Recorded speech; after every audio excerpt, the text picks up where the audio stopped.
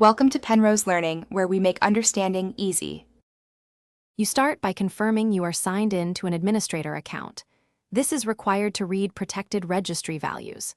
Once confirmed, open PowerShell as administrator and keep File Explorer handy, because you'll export files and inspect paths.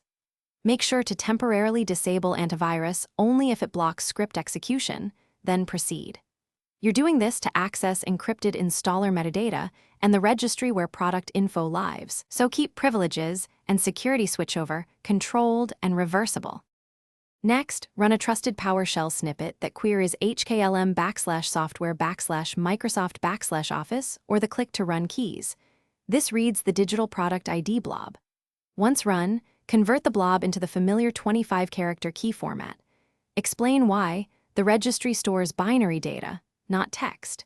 If Office was installed from the Microsoft Store, check the store account instead because keys aren't stored locally in the same way. After you obtain the key, export it to an encrypted text file on your desktop for safekeeping. Finally, paste the recovered key into Office Activation or Check account about to confirm it matches the installed product. If activation fails, make sure you confirm the Office channel, retail versus volume or OEM, because keys are channel-specific, and that mismatch causes rejects. Once done, re-enable antivirus and securely delete any plain text copies. Keep only the encrypted export.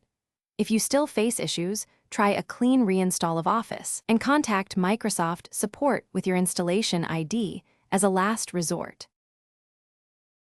Thanks for watching. If this was helpful, leave a like and consider subscribing. See you next time.